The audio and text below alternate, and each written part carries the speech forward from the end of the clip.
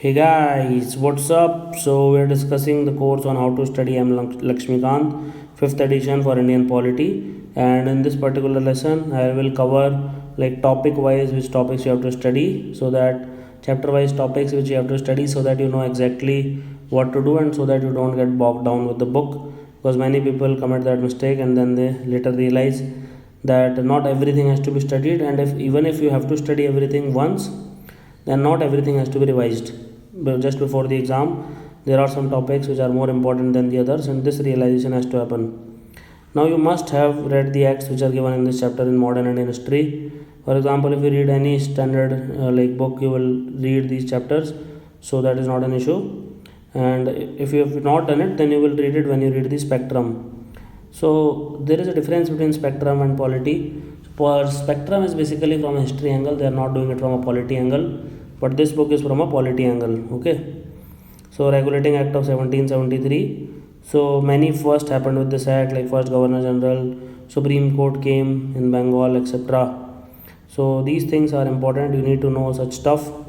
And Pitt's India Act 1784 basic provisions, and try to compare its provisions with those of the 1773 act, so that you will know what we are talking about. Then you have Charter Act of 1833. So this becomes important. First three features are especially important. Then you have Charter Act of 1853. So as you can see, it is coming every 20 years. Then it is the last of the Charter Act, and it features of this 1, 2 and 4 are important. So if you read the book, you will realize what do you mean by this 1, 2 and 4. Then Government of India Act 1858, it was done in the wake of the 1857 revolt. Everybody knows about this, and if you read the book, you will further reinforce this. So therefore it is very very important, like Crown took this sovereignty over the India, and try to memorize its features like post of Viceroy and Secretary of State, ending the dual government, 15-member Council of India, and so on. There are a lot of features in the historical background. Then you have Indian Councils Act of 1861, 1892 and 1909. So focus more on 1861 and 1909, especially 1909, like all the provisions are very very important, and especially it talks about Morley-Minto reforms, and it also talks about separate electorate. So this was done in 1909.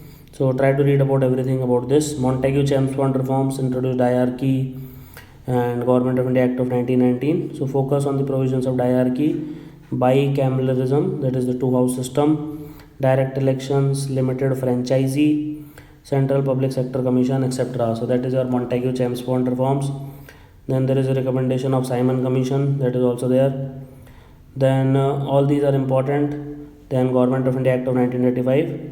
So it is the second landmark act after 1861 Act. It focus on federation, provincial autonomy, diarchy is given at center, bicameralism in provinces, Federal Public Service Commission, which later on became UPSC, RBI, Federal Court, etc. So all these are the important points in this. Then you have India Independence Act of 1947. So just go through the provisions of India Independence Act of 1947 and try to get an idea about what it is. Then it is not much important compared to 1985 and 1919 acts. 1985 is important because majority of the constitution is derived from the Government of India Act of 1935. Then making of the constitution, you can talk about composition of constituent assembly under the cabinet vision plan, manner of election or nomination of members, changes made by the Indian Independence Act of 1947, enforcement of the constitution, that is what is the difference between 26 November and 26 January, focus on provisions which came in effect on 26 November 1949, then criticism of the constituent assembly. And if you are studying like exam for SSC, etc. and other MCQ type exams, you can memorize the names of the chairman of various committees of constituent assembly. By the way, you can check out plus.unacademy.com for live classes by me and other educators, and important facts given at the end of the chapter, and speed read rest of the chapter. So these points are important. And salient feature of the constitution, it is so important, I can't tell the more emphasis. Read word by word, very very important chapter, not because questions will be asked from it, that is separate, but it will form the base of your polity. So read it very very carefully. Factors that contributed to the elephantine size of our constitution, why it is so big, why it is one of the largest written constitution of the entire world, sources of various parts of Indian constitution. So you can better memorize the table given at the end of the chapter, that is table 3.4, because it is asked, yeah, like concurrent list is taken from which constitution, fundamental rights is taken from which constitution, etc. Then rigidity and flexibility in the amendment of the constitution.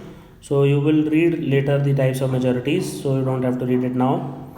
Then features of a federation and unitary system of government. So unitary system is let us say United Kingdom, federal is basically USA, India is somewhere in between.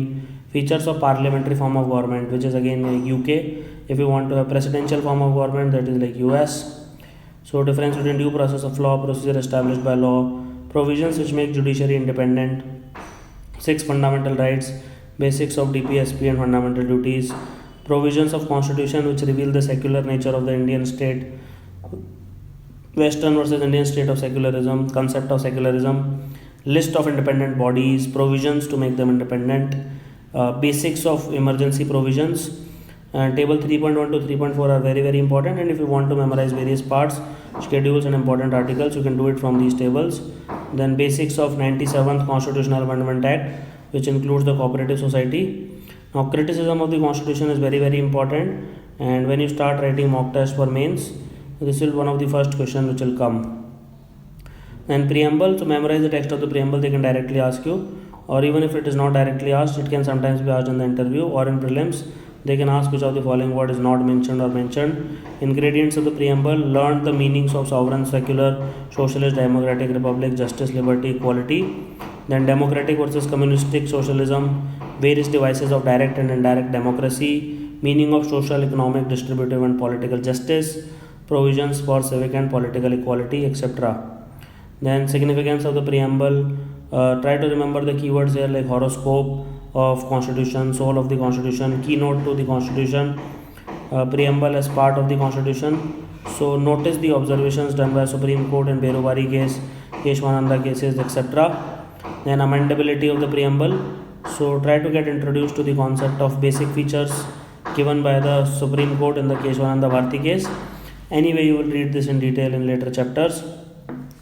Then union and its territories, difference between territory of India and Union of India, Parliament's power to reorganize the states, very important under Article 3 and 4, integration of princely states, and read the main recommendation of the Har Commission, JVP, Fazal Ali Commission, get an idea about the creation of various states, focus on northeastern states and former colonies.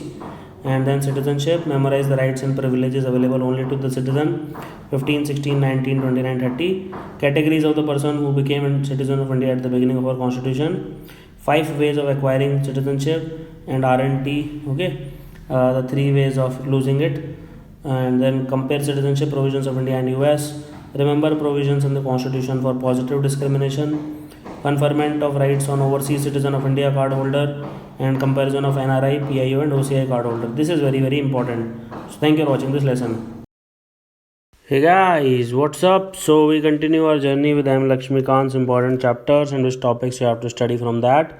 So in this particular lesson, I'll cover chapter number 7 to 11. I've already covered chapter number 1 to 6. So please watch that if you have not watched that before. So the most important chapter is, I personally, in my opinion, it is always in top 5. So it is among the top 5 most important chapters of polity. It helps you in formulation of so many basics. So this is fundamental rights. There are a lot of features of fundamental rights. So all the 12 points which are given here are very important. Focus on the applicability, suspension of fundamental rights, etc. Then see the definition of state and notice the inclusion of bodies like ONGC, private bodies, agencies which are working for state under this particular definition. And also see the meaning of law under Article 13 for this. Then table 7.1, 7.2 for list of all the fundamental rights and various fundamental rights which are available to citizens, foreigners respectively. Just remember that there are 5 fundamental rights which are not available to foreigners, rest all of them are available to foreigners. This list is 15, 16, 19, 29 and 30. They are exclusive to citizens. Then the concept of equality before law versus equal protection of laws, how does it entail? Understand both these concepts well. Okay, one is like positive, one is negative and all that. Then various aspects of rule of law, it is very important. Professor Dicey's concept, exceptions to equality is there. So very important. There are 7 exceptions to equality. So try to memorize these exceptions by heart. It will definitely pay you in the longer run. Then various exceptions to Article 15. Then criteria for creamy layer. Okay. Then Supreme Court's observation in the famous Mandal case on reservation. So Indira Sahani case and Mandal Commission and all these becomes important. Then the list of derived rights based on Supreme Court judgments under the right to freedom of speech and expression and reasonable restrictions on them. So these are the various list of derived rights. Okay. Then notice the reasonable restrictions in the exercise of 6 rights under Article 19, and these are different for different rights, and remember them and will also remember the difference. Then there are 3 provisions under Article 20: ex post facto, double jeopardy, self-incrimination. Try to notice their applicability wherever it is possible. Article 21, one of the most important fundamental rights. Obviously, everybody knows about it. It is almost always in news because of its interpretation by the Supreme Court. And read the Supreme Court's observation in Gopalan case, Menka case, etc. And keep in mind the 34 rights which are listed here under Article 21. Try to remember them as much as possible, but no need to memorize. But you should be able to weed out the wrong one among the 4 options, just in case if UPSC asks which of the following is not the interpretation. Then 86 Constitutional Amendment Act, Article 21A, right to education. All this is important. Then Article 22, that is punitive versus preventive detention, difference between the two parts under this article.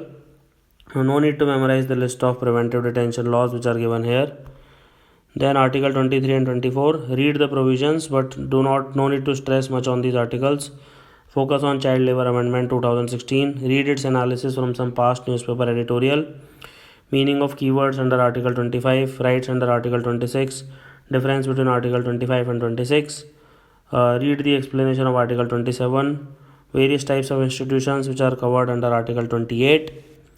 Then comes Article 29 and 30. They are exclusive to the citizens and various rights under them, cultural and educational rights. Difference between the two rights. Various institutions covered by them. Again, one of the most important articles is Article 32 in the entire constitution. It is the right to constitutional remedies. There are 5 remedies. Okay, habeas corpus, certiorari quo warranto, mandamus, and prohibition. So ideally, you should read each and every word written under this heading. Try to focus more on the various writs which can be issued by the Supreme Court. How the Article 226 contrasts with Article 32, their meaning, their applicability, etc. Then various armed forces and their fundamental rights. So here focus on and underline the power of the Parliament. Then study the table 7.3, martial law versus national emergency. So that is also important. Then declaration of martial law under Article 34, its effects on various fundamental rights. Now various exceptions to fundamental rights are also there. So try to focus on the 9th schedule, okay, Coelho case, etc. And finally end this chapter by reading the criticism and significance of fundamental rights. Then you have chapter number 8, which is directive principles of state policy. Again an important chapter, because usually these fundamental rights and DPSPs, they go hand in hand. So study all the 5 features of DPSP given here, because these are very important and they can be asked in the exam. Then classification of DPSP into socialist, Gandhian, liberal intellectual principles. Understand these principles, use them in your answers. You will have to memorize them, and you will also have to memorize fundamental rights DPSP anyway, because what happens is whenever you're writing good essays or good answers, these points, when you like become blank, these points come to your rescue. New DPSPs are 42nd Amendment Act, 44th, 86th, 97th. All these have added new DPSP 86, right to education आया. So then it became from 6 to 14, it became early childhood care. From 97th, cooperative, etc. Then criticism and utility of DPSP, have a smooth read. Then there are conflicts and comparison between fundamental rights and DPSP. This is very important because this is asked a lot. Analyze the judgments of Supreme Court in Champakan, Golaknath, Keswananda Bharti, Minerva Mills case, etc. Then implementation of DPSP. Just try to get an idea of the various important acts enacted till now and various schemes to give shapes to the various DPSPs, etc. Then fundamental duties is one of the most important chapter, but despite the fact it is the smallest, yet you will find questions from this. Each and every line has to be remembered. Every alternate year at least they ask one question. Okay, even prelims, mains, everything is covered, so do not ignore it under any cost. First of all, memorize all the 11 fundamental duties by heart. You have to like ratta, proper ratta. Then various on-sing committee recommendations, important. Then study the various features, criticism and significance of fundamental duties. Answer to any question regarding the relevant significance of fundamental duties in the current times will include the aspects which are given here. Then there is a committee called as Verma committee. It has also given its recommendations. So these days it is discussed that the list of fundamental duties should be expanded. So it should not be a wonder if you find a question on fundamental duties in mains next year in 2019, etc. Then amendment of the constitution, understand very well the procedure, underline or highlight. Bill by either minister, private member, no joint session is there. State legislature, simple majority, and in case of federal provisions you need like half of the state. Neither withholding nor written by president. These are important points. Types of majorities have been given, remember them by heart. Okay, and they can be like three types of majorities. They can often confuse in MCQs. They can ask which of the following provisions can be amended by simple majority, and there will be a federal provision in the choice. Then criticism of the amendment process, note down the main criticism in point form. Then basic structure of the constitution, emergence, Kesavananda Bharati case, Shankari Prasad Golaknath case, list of 20 basic structure, remember them by heart. Okay, it will be help you in many places, and no need to memorize table 11.1 in this case. So thank you for watching this lesson. In the next lesson we'll continue discussing beyond the chapter number 11. I hope it is helping you. Hey guys, what's up? So till now we have covered the first 11 chapter of Laxmikanth, that is the part 1 of the book. Now in this particular lesson we will cover chapter 12 to 16, that is the part 2 of this book. And part 2 is basically system of government. So it includes the parliamentary system, chapter 12. Chapter 13 is federal system. Chapter 14 is interstate relations. Chapter 15 is interstate relations.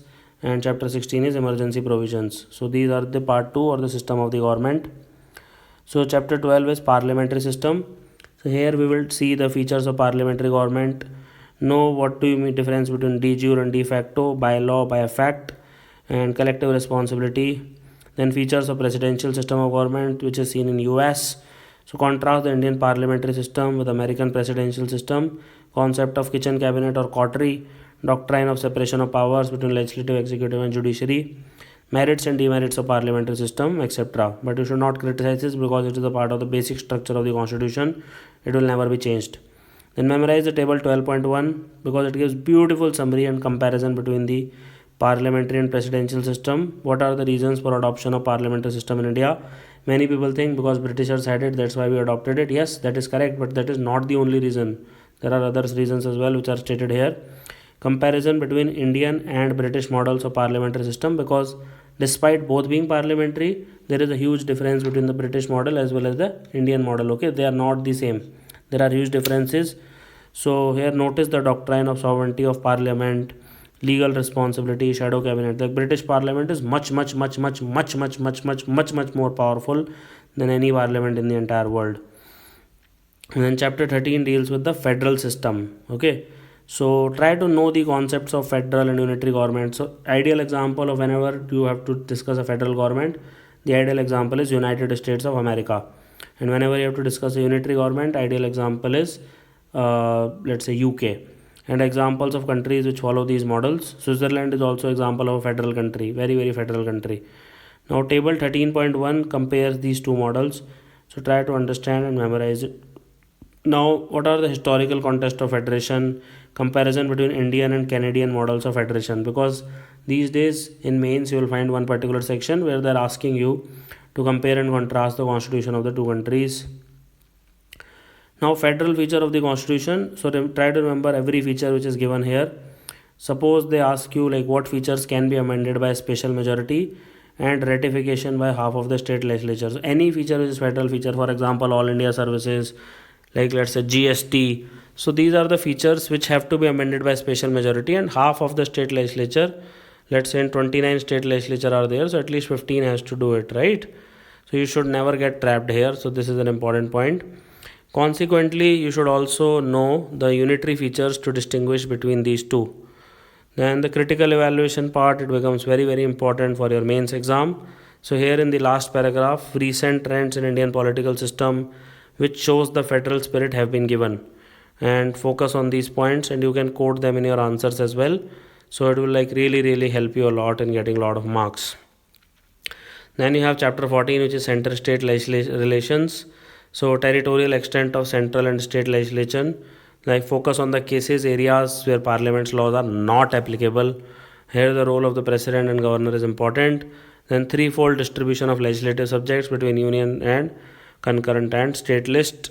No need to remember there are more than 200 items, but try to remember the main things like matter of national importance, like foreign relations, defense, nuclear power, space. All these are always in the union list, and the matters are not that important like police, education, health. These are in the state list or in the concurrent list, as the case may be.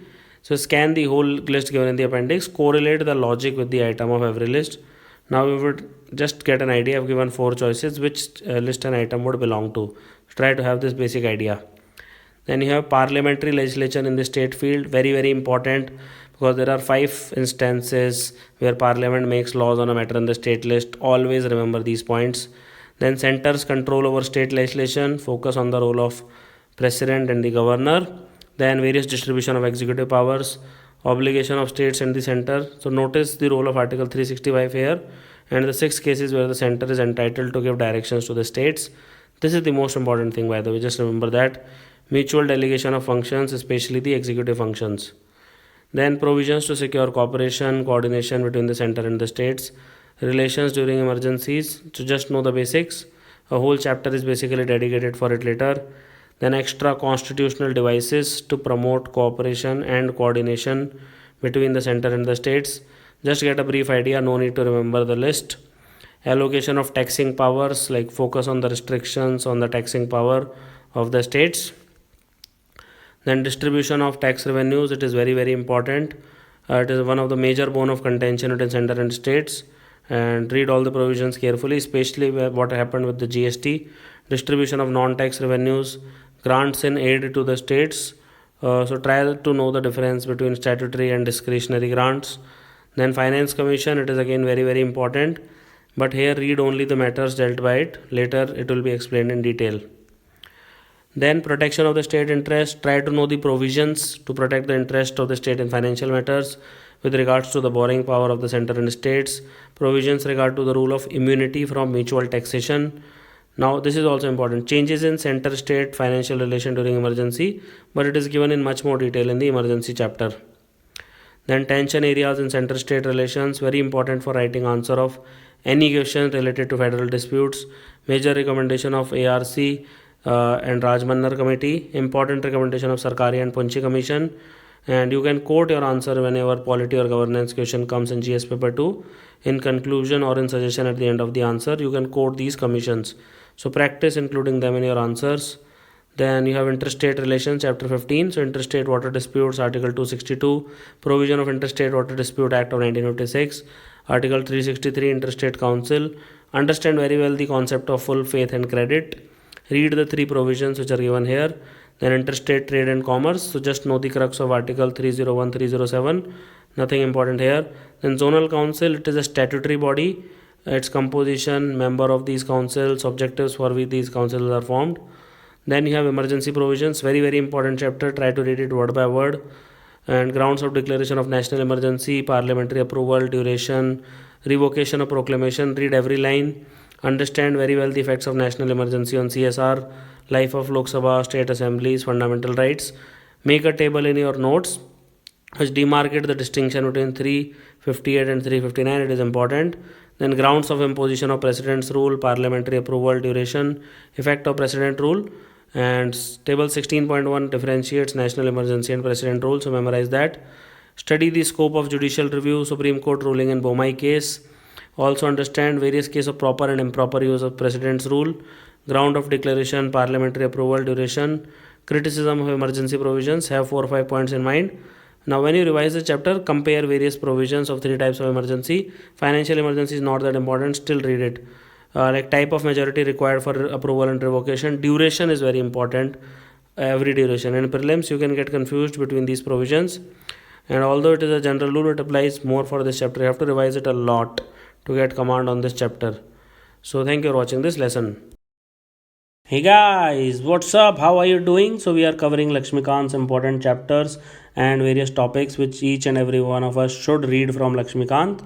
So here we have discussed the part 1 and part 2. Till now we have covered both of them.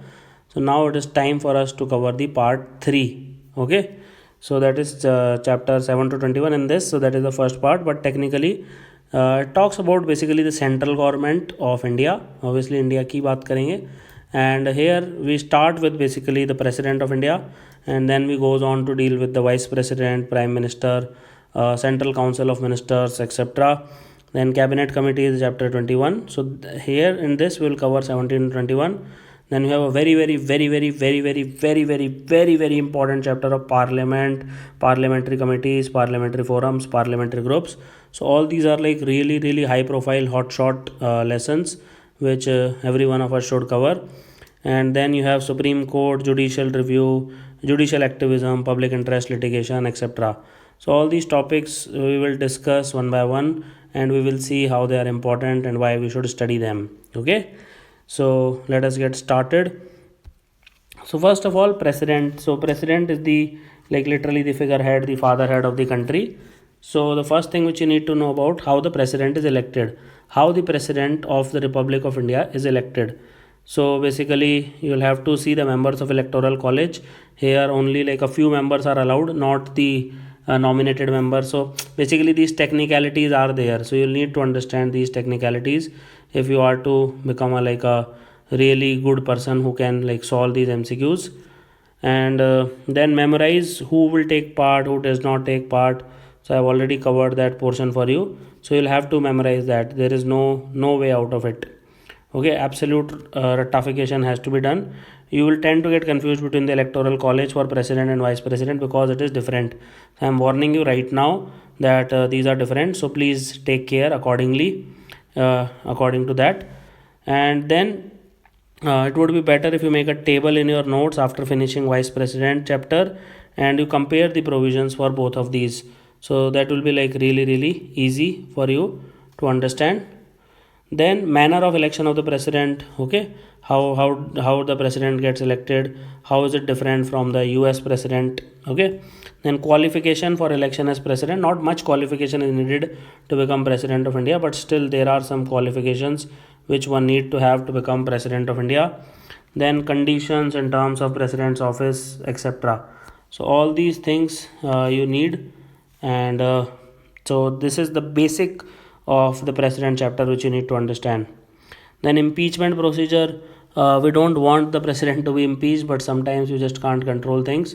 Sometimes it can happen that president is impeached, or at least the proceedings are started. So notice the members who take part in impeachment, compare it with those of electoral college, and try to keep in mind the difference. Again, it is very important. Electoral college is the total number of MPs, MLAs, etc. who elect the president. Now vacancy, who takes charge in case of vacancy of the president. Let's say president dies or president falls sick, etc., or he resigns. Now 7 types of power of president. This is very important. This is the question which people get stuck on. Like as a commander in chief, he has military powers, pardon power, so many powers are there. Then veto powers. So understand that 3 types of veto which are available to Indian president. Let's say pocket veto and all that. And what types of bill he can use against these veto powers. For example, if the constitutional amendment bill is sent to the president after approval from Lok Sabha and Rajya Sabha, president literally cannot do anything on that. Then the ordinance making power. That is so many times they are in news for the wrong reasons. President passes an ordinance just to please a group. So here focus on the limitation on the power of the president, and note the judgment of Supreme Court in Kohilo and Wadhwa cases, etc. So that is also very important. Then pardoning power of the president. So understand clearly the meaning of and difference between the 5 types. It is so important. It is so important from MCQ's perspective that I can't tell you. So it is pardon, respite, reprieve, remission, commutation. So these are the 5 types of things. So everything is a pardon means absolute pardon. It is like as if the crime was never occurred in the first place. Okay. Remission means the time is reduced. Okay, commutation is different, reprieve is different, respite is different. So compare the pardoning powers of president and governor. Okay, so that is also an important concept. Then chapter 18 you have the vice president, not as important as president but still have a good read. So manner of the election of vice president, members of the electoral college in the vice president, qualifications for election as the vice president of the country, conditions and terms of office of the vice president, vacancy in the office, just in case, let's say he resigns or he dies or she falls ill. So notice that there is no provision for any other person to hold office in case of vacancy in the office of vice president, because it is not that important as compared to vice president. Now, election disputes. So Supreme Court will decide in election disputes for both the president and vice president. So you'll have to remember these points, because these are the questions they will ask in your exam. Then powers and functions of vice president. It is largely a ceremonial role, but in Rajya Sabha it becomes slightly important. Then chapter 19, Prime Minister, who is the official, like not the official, but like the de facto Raja of the country. Okay, so he is the one who is supposed to run the country, right? So appointment of the Prime Minister under Article 75. So know the role of the President's discretion in the appointment of Prime Minister. Supreme Court's ruling that a non-MP should get elected within 6 months to continue remaining Prime Minister. So even like tomorrow you can be made Prime Minister of India, like if the ruling party wants, but you will need to get elected to the seat. Then term of office, again notice the role of President here, as the term of Prime Minister is not fixed. Okay, it can be like 13 days, it can be 13 months, it can be 5 years. Then powers and functions of Prime Minister, it is the most important part of this chapter, so study it very very well. So what are the different power of the Prime Minister with respect to Council of Ministers, President and Parliament, and underline the institutions of where he is the chairman. So that is important. Now finally analyze the relationship of PM with the President, study the provisions of 74, 75, 78. This is not that important. Article 74 talks about relationship between the Council and President. 75 is very important.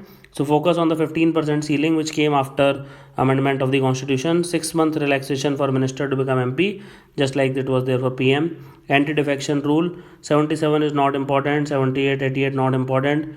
Analyze the nature of advice under Article 74. Notice the council advice is mandatory and it cannot be inquired by any court. Then you have appointment of minister, role of Prime Minister, not that important. Collective and individual responsibility is important. Composition, not that important. Difference between Council of Ministers and the Cabinet, role of Cabinet is important. What is Kitchen Cabinet? How this informal body is gaining prominence in India? This is also important. Finally, Cabinet Committee, like not important, just have a brief read. Skip the parts of this chapter, move to the next chapter. Notice these committees are extra constitutional, they are not mentioned in the constitution, and they are set up by PM, and it can include any type of minister, and it has like group of ministers, empowered group of ministers. They have been abolished by the Modi government, so therefore there is no need to study them. Thank you. Hey guys, what's up? So we had covered the chapter 17 to 21 in the previous. Here we'll cover just the chapter 22, and total chapter 22 to 29 are left, but in this particular lesson we will just cover the chapter 22 because it is, and behold, it is the most important chapter. This is the parliament. Okay, so questions are asked. One question every year is guaranteed from this chapter, and I will keep it in the top 3 most important chapters in the polity, and 3 to 4 questions are guaranteed in prelims from this chapter, mark my word. And do not take this chapter casually. Okay, take this chapter casually at your own risk.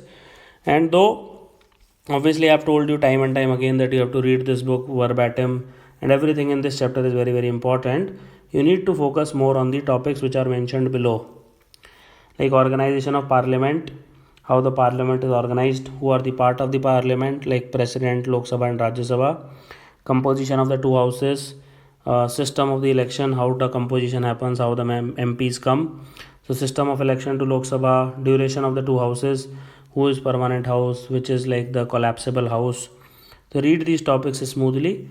It is nothing complex, and if you know the basic polity of India, if you have read the newspaper, then it will come pretty naturally to you. Nothing much important is here.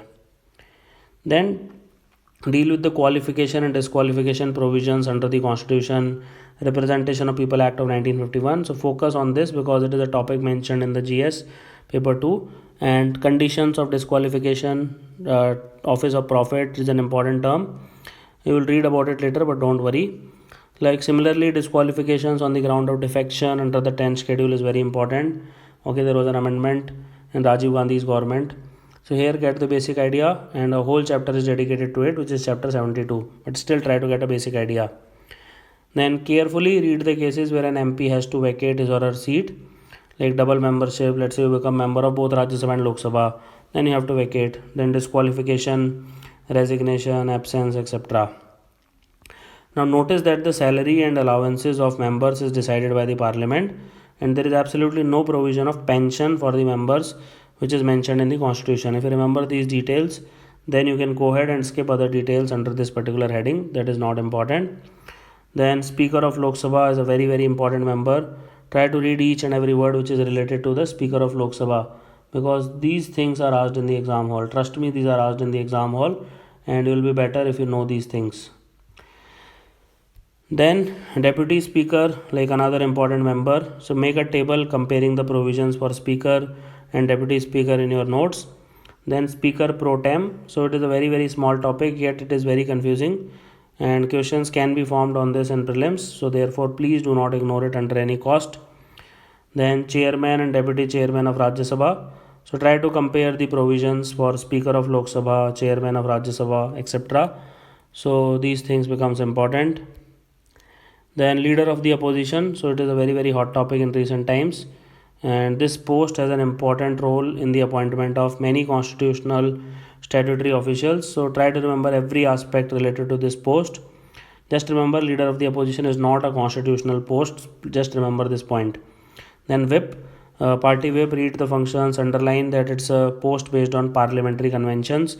Again, it is not a constitutional post, it is not a mandatory post. Then sessions of the parliament, another very important topic. So try to understand the terms summon, adjournment, sine die, prorogation, dissolution, quorum, etc. Because these terms, once you understand them, then they come naturally to you, and then you will be able to solve a lot of MCQs. Now difference between adjournment and adjournment sine die. So that is like, if you read the Hindu a lot, so you will find these terms that the parliament is adjourned. Effect of dissolution of Lok Sabha on the lapsing on various bills. Just there are 6 cases. Let's say if it is originated in Lok Sabha, pending in Lok Sabha, then it will lapse. If it is originated in Lok Sabha, pending in Rajya Sabha, originated in Rajya Sabha, pending in Lok Sabha, passed by both the houses, present in the president. So all these 6 cases are given. To try to memorize them by heart. Just know the basics of the voting procedure in the Lok Sabha, or do watch just watch Lok Sabha TV. You will understand everything. Then various rights of minister, attorney general. So that part is also very important. Okay. Then you have, it has been asked many times in prelims, so try to focus on the attorney general. Then you have question hour. So what are starred questions, unstarred questions? So all these things become important in that case. Underline that 0 hour is an informal device mentioned in the rules of procedure, and it is an Indian innovation. So we have a lot of innovations. So types of motion, like substantive motion, substitute, subsidiary motion, types of subsidiary motion, all the 4 kinds of closure motion, privilege motion. Give special focus on calling attention motion, adjournment motion, and memorize the table 22.2, which compare censor motion with no confidence motion, because it is very important. And also read about point of order, half an hour discussion, short duration discussion, special mention, etc. Then 3 types of resolutions, differences between motions and resolutions, etc. Then legislative procedure in parliament. It is the most important topic in this entire chapter, how the law formation happens. So read every provision under this heading very carefully, because at the end of the day, parliament is not there for entertainment purposes. Parliament is the legislature body, the supreme legislature body of the largest democracy of the entire world. So it better make laws. Okay. Then various types of bills which are introduced in the parliament, differences between public and private bill, which is given in table 22.3. Now 5 stages through which an ordinary bill passes in the parliament. So that point is also very important. Now various criteria for defining a bill as a money bill, because who takes the final call? Role of the speaker. Basically speaker will finally decide whether it is a money bill or not. And limitations on Rajya Sabha for money bill. Try to memorize table 22.4, which differentiates ordinary bill versus money bill. Like it absolutely differentiates ordinary bill versus money bills. Then 3 types of financial bills are there. So difference between financial bills 1 and 2. Then joint sitting of the 2 houses, conditions when joint sitting is called by the president, and limitations, like if you have a constitutional amendment bill, there cannot be anything. Money bill, obviously Rajya Sabha does not have power, so it does not make any sense. So there are 2 limitations. Person who presides over a joint sitting, who will be he or she? Quorum which is required, rules of procedure of Lok Sabha is followed and not that of Rajya Sabha. So budget in the parliament, like constituents of the budget, constitutional provisions. By the way, joint sitting is very rare. It happens like once in 20 years. Constitutional provisions with regard to the enactment of the budget. Memorize the list of 10 cases of charged expenditure. Okay. Potential for prelims question. 6 stages in the enactment of the budget. Clearly understand cut motion, criteria for admissibility of cut motion, significance. Understand and differentiate between 6 types of grants made by the parliament under extraordinary circumstance. 3 funds of India: consolidated fund, public account of India, contingency fund. Remember their articles. Read the 7 heads given here under which the powers and functions of parliament can be classified. Now, concept of delegated legislation, March rush, etc. Factors responsible for ineffective parliamentary control over government. Position of Rajya Sabha compared to Lok Sabha. It is very, very important. Parliamentary privileges is important. Breach of privileges, contempt of the House, and factors that limit the sovereignty of Indian Parliament. Thank you for watching this lesson.